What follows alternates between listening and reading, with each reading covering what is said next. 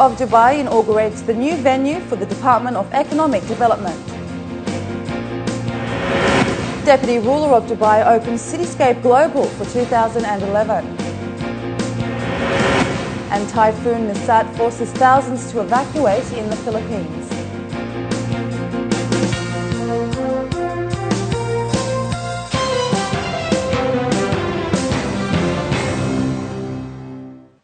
This is 7 National News. In our top story this evening, His Highness Sheikh Mohammed bin Rashid Al Maktoum, the UAE Vice President, Prime Minister and Ruler of Dubai, has inaugurated the Department of Economic Development's new venue in Dira. The Ruler of Dubai advised the department's trainees to reach out to company and investor sites in order to save them time in visiting the department's headquarters when processing transactions. During the tour, the ruler also went on to the DED's Modern Convention Centre, where he approved 3 of the department's initiatives, including setting up a youth fund for small and medium-sized projects.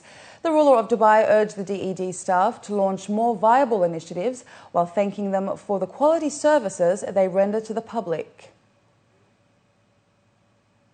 The Ruler of Dubai also received today the Prime Minister of Uganda at Emirates Towers. During the meeting, the two parties discussed ways of boosting cooperation in terms of trade and investment between the two countries. Industry insiders at the 10th Cityscape Global 2011 say the real estate and property market is now back and on the upswing. According to them, the demand for residential and commercial properties is increasing, and though the market is still a bit cautious, the next 12 months hold so much potential compared to the last couple of years. In fact, they say there are an increasing number of investors coming in. Our correspondent Khadija Sali has this report. There's a different buzz among real estate and property companies at the 10th Cityscape Global this year. Dubai's Deputy Ruler, His Highness Sheikh Maktoum bin Mohammed bin Rashid Al Maktoum, graced the event and visited various up-and-coming projects in Dubai.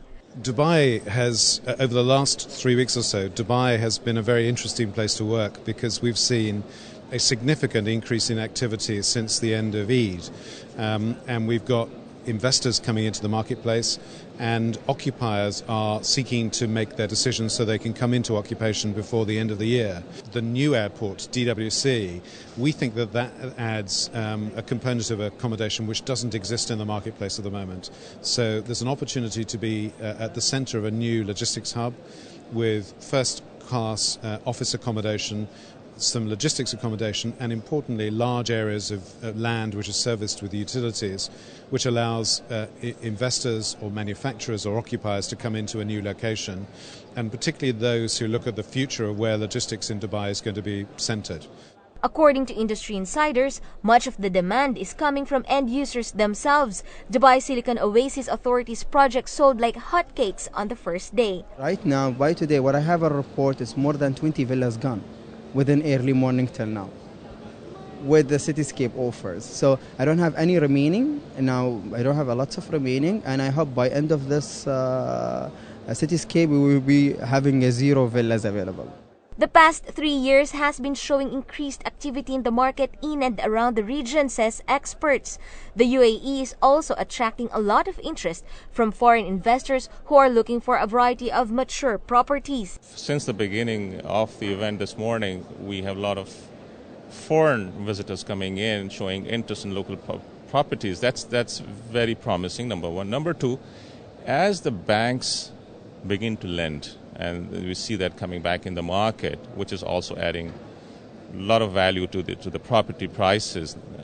Thirdly, the banks are so liquid that they do not offer good interest rates, good profits on the deposits. So the investors are now looking for avenues to go back in at the prices as they stand right now, and possibly make some income yields and bet on the upside. In addition, they say Dubai and Abu Dhabi remain attractive markets for everyone. The ready infrastructure and seamless modes of transport are among the key drivers. There's certain people moving in with the families. They prefer villa-type properties, so they are in the likes of the meadows and the springs and the Arabian ranches. We've seen a lot of upswing in prices, specifically in springs and the meadows and Arabian ranches of the recent past. With the optimism of the first day, experts say the real estate market in Dubai is making a comeback, and with such demand in and around the region, other countries from Europe, US, and Asia are also trying to cash in on the opportunities available. While experts say they do not see the pre-2008 demand returning, the market seems to be moving on a steady pace for now. Khadija Sali, 7 National News. And property and real estate professionals have even more to look forward to based on a recent survey which revealed an upward trend in the market. The 5th annual McDonald & Company Middle East Rewards and Attitudes Survey involved 1,439 respondents. According to the survey, 78% of those made redundant in the industry have already found jobs. Health insurance, flights and mobile phones are still the most popular additional benefits provided by the industry. Meanwhile, experts say despite the situation in the region, 30% of respondents received an average monthly base salary increase, which is 25% higher than last year. Additionally, the average bonus increased by 4.4%, and the average monthly salary base remains almost unchanged and went down only by 1% last year. I think that it shows there are lots of projects that are here in the UAE that require to be managed and that require to be run, and there's consequently a demand for professionals to fill those roles. And the property market here is quite established now. We're in sort of 5-6 years since people started here. And also there have been a lot of work in the regions as well, perhaps with people being based in Dubai. So I'm not surprised to see that the average salary is the same as it was last year. In terms of the different skill sets that are required in the real estate industry, I would say certainly on the property management side and asset management side, this is where we're seeing most of the demand at the moment. Less so for designers and development managers, as there are fewer new projects being released here in the UAE. The European Union is looking to work with the UAE to help promote food safety and help the community make the right food choices.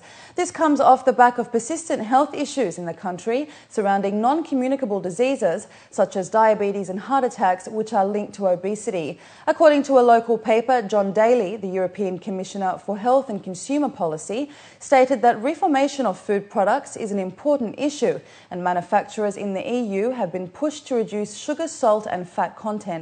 Daly added that the EU and UAE must cooperate in passing on information swiftly during outbreaks of new strains of diseases, adding that doctors must also be hesitant when prescribing antibiotics. Looking to the Philippines, where Typhoon Nasat lashed northern Philippines today, swelling rivers and flooding areas around the capital and a nearby province. Nasat was a Category 3 typhoon with winds of around 200 kilometers per hour when it hit northern provinces of Luzon Island just before dawn. Disaster management officials said that 7 people, including a 22-month-old boy, died in the storm. Severe weather prompted authorities to close financial markets, government offices and schools.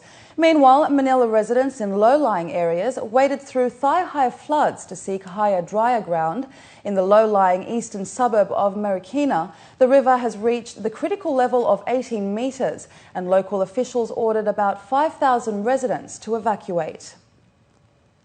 And authorities in India's northern Punjab state are struggling to curb the alarmingly high cases of dengue fever.